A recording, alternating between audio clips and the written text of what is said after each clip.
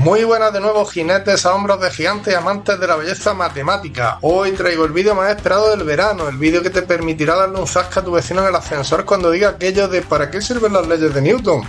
El vídeo que te permitirá ser el ojito derecho de tu profe de física y el adalid del movimiento no relativista. Así que coge el disfraz de calamar, impúlsate con la fuerza de un chorro a presión y déjate llevar por la uniformidad que te ofrece la nulidad de fuerza. Hoy nos vamos a la playa de la mano de Isaac Newton. En 1687, Isaac Newton, influenciado por figuras como Aristóteles y Galileo y loco por no volver a escuchar más a su amigo Edmund Halley, el del cometa Halley, el que volveremos a ver desde la Tierra en el año 2061, loco por no volver a escuchar más a su amigo Edmund Halley, que tocaba a su puerta todas las noches a las 2 de la madrugada para decirle publica, impulsa nuestro conocimiento acerca de la relación fuerza-movimiento, publicando por fin su obra Philosophiae Naturalis Principia Mathematica, es decir, Principios Matemáticos de la Filosofía Natural, una obra compuesta por 3 libros en los que sienta las bases de la mecánica clásica a través de una serie de formulaciones y entre las que se encuentran las archiconocidas leyes de Newton, que no son realmente como te las han contado, casi, pero no, ahora las veremos. Y para ello vamos a ir marcha atrás, como los calamares. Comenzaremos por la tercera ley y terminaremos en la primera ley. Así que ajustad vuestras ventosas y abrochad los tentáculos, porque nos disponemos a cruzar los mares del conocimiento a hombros de la obra científica más importante de todos los tiempos. Pero, en primer lugar, vamos a hablar del concepto de fuerza, uno de los conceptos básicos en física y que adolece de todos los males de los que adolecen los conceptos básicos en física. ¿Cómo los definimos? Porque párate a pensar, ¿qué es una fuerza? Si contestamos de manera irreflexiva, seguramente digamos algo como que una fuerza es cuando se hace una fuerza. Una respuesta digna de ese preciado 0,01 que nos acercará un poquito más al 5 en nuestro examen, pero que en realidad no nos lleva a ninguna parte, no tiene sentido. En ciencias, cuando encontramos un concepto básico como este, lo que hacemos es definirlo en base a sus consecuencias. ¿Y cuáles son las consecuencias de la acción de una fuerza? Producir deformaciones en un cuerpo y alterar su estado de reposo o de movimiento. Es sencillo, ejerce una fuerza, el cuerpo se estira, ejerce una fuerza, el cuerpo se mueve. Así que teniendo esto en cuenta, ¿a qué podríamos llamar fuerza? Pues podremos llamar fuerza a todo aquello que produce la deformación de un cuerpo y o altera su estado de reposo o movimiento.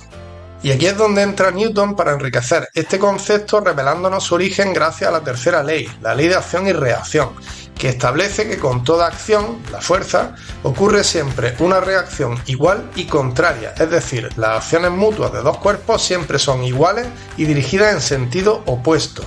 Esto se puede entender fácilmente con un experimento muy sencillo. Supongamos que el dedo meñique de nuestro pie impacta a cierta velocidad contra la pata de una mesa. En el momento del impacto, nuestro meñique habrá ejercido una fuerza contra la pata, pero es que justo en ese mismísimo instante, ni un poquito antes ni un poquito después, en el mismo instante, la pata nos habrá regalado una fuerza de vuelta, la fuerza de reacción, igual a la anterior pero de sentido contrario. Y no se anulan entre sí, porque aunque sean iguales y de sentido contrario, actúan sobre cuerpos distintos. De hecho, fíjate en cómo el meñique refuta esa hipótesis enviándole impulsos nerviosos a tu cerebro. Fíjate en cómo la deformación producida por acción de la fuerza de reacción hace que el dolor siga ahí. Aprécialo bien antes de coger un poco de hielo y no pienses más en que las fuerzas se van a anular porque tienen sentidos contrarios. Actúan sobre cuerpos distintos. Y corre por el hielo. Por tanto, el origen de una fuerza se encuentra en la interacción entre dos cuerpos. No puede haber fuerza si no hay dos cuerpos interactuando, relacionándose entre sí, físicamente o por internet. Acción-reacción, la tercera ley. Para que haya fuerza tiene que haber dos cuerpos, como sucede con el calamar y el agua. El agua llena la cavidad del molusco y el cefalópodo la expulsa para salir a toda velocidad. Y es que la relación de amor entre ellos comienza cuando el calamar utiliza los músculos circulares del manto para ejercer una fuerza muy intensa y expulsar un chorro de agua a través de su sifón, haciendo así que el agua ejerza a su vez una fuerza sobre él y lo impulsa alejándose hasta alcanzar una velocidad de 30 km por hora. Escuchad bien, es capaz de pasar de 0 a 30 km por hora gracias a que sus músculos ejercen una fuerza sobre el agua y a que ésta se la devuelve en sentido contrario, 30 por hora, nada menos. Y además de esto se puede deducir que hay una relación entre la fuerza ejercida y el cambio de velocidad, la aceleración. Ahí es donde entra en juego la segunda ley de Newton, que nos dice que el cambio de movimiento es directamente proporcional a la fuerza motriz impresa y ocurre según la línea recta a lo largo de la cual aquella fuerza se imprime. Es decir, el cambio de movimiento, la aceleración, es proporcional a la fuerza y tiene su misma dirección. Y aquí tenemos que tener en cuenta que Newton diferenciaba entre fuerzas inerciales, fuerzas impresas y fuerzas centrípetas, y que se refería a las fuerzas impresas como aquellas que producían un cambio en el movimiento que tenía lugar en la misma dirección que esa fuerza impresa. Por tanto, hay una relación entre fuerza y aceleración, de la misma forma que hay una relación entre fuerza y masa, ya que cuanto mayor sea el valor de la masa de un cuerpo, mayor será la fuerza que haya que ejercer para provocar una misma aceleración. Y de esto podemos deducir una ecuación muy importante en la mecánica clásica, la ecuación fundamental de la dinámica. Y sí, digo deducir porque las ecuaciones no tienen por qué aprenderse de memoria, se pueden razonar. ¿Que no te lo crees? ¿Piensas que te estoy engañando? Pues escucha atentamente porque vamos a deducir la ecuación fundamental de la dinámica.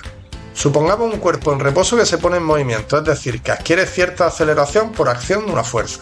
Y para eliminar cualquier posible alteración, como que por ejemplo dicho cuerpo esté fijado con velcro al suelo, vamos a salir al espacio y vamos a despreciar cualquier posible interacción. Pues bien, en este caso concreto, ¿cuáles son las variables que intervienen? Las variables que intervienen serán la fuerza que se realiza, la masa del cuerpo y la aceleración que éste adquiere. Tres variables conectadas entre sí y cuya relación vamos a recoger en una única ecuación. Y para deducir esa ecuación vamos a hacer un experimento mental. Vamos a mantener constante una a una cada una de esas variables y ver qué sucede con las otras dos. Y vamos a empezar con la masa. Supongamos que tenemos un calamar con cierta masa m que permanece constante. Si el calamar ejerce una fuerza F sobre el agua, ésta ejercerá esa misma fuerza F sobre él, haciendo que se impulse con una aceleración A. Pero ¿qué pasaría si ejerciese una fuerza mayor? Obviamente que la aceleración sería también mayor. ¿Cuánto? Tanto como tantas veces sea mayor la fuerza ejercida. Es decir, fuerza y aceleración son directamente proporcionales. Si una aumenta en cierta proporción, la otra aumenta en esa misma proporción. Y viceversa. Si la fuerza es el doble, la aceleración será el doble. Si la fuerza es la mitad, la aceleración será la mitad. Y a la hora de expresarlo matemáticamente, el cociente de esas variables que son directamente proporcionales se mantendrá constante, haciendo que al despejar ambas se coloquen en miembros distintos de una ecuación. La fuerza a un lado y la aceleración a otro. Ahora vamos con la siguiente, mantengamos constante la aceleración, es decir, ejerzamos distintas fuerzas sobre calamares con distintas masas para que el cambio de velocidad sea siempre el mismo.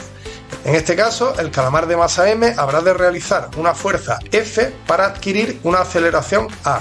Pero, ¿qué sucedería con un calamar que tuviese el doble de masa? ¿Qué fuerza tendría que ejercer para adquirir esa misma aceleración?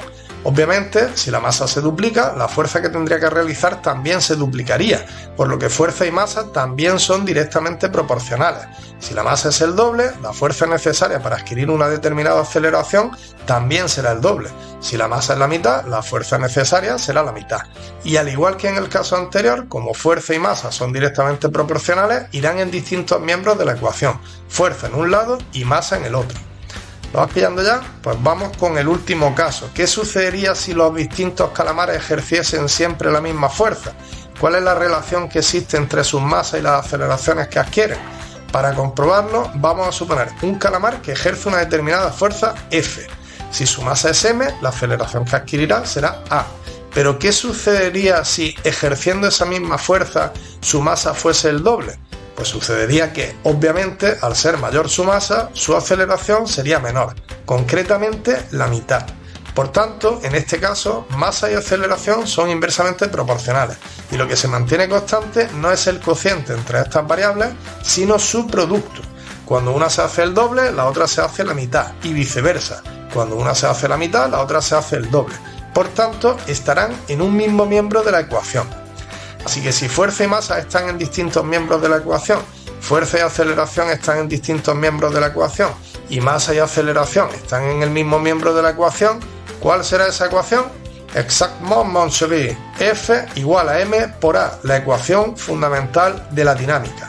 Y vamos a terminar este vídeo dejando al calamar alejándose a 30 km por hora en el espacio, porque ¿qué sucedería si una vez expulsada el agua el calamar permaneciese en el espacio sin interactuar con otros cuerpos, sin que existiesen fuerzas? Pues que se mantendría a esa velocidad de 30 km por hora indefinidamente. Y eso es lo que dedujo Galileo y amplió Newton, teniendo en cuenta que sí que podrían existir fuerzas siempre y cuando la resultante de dichas fuerzas fuese nula.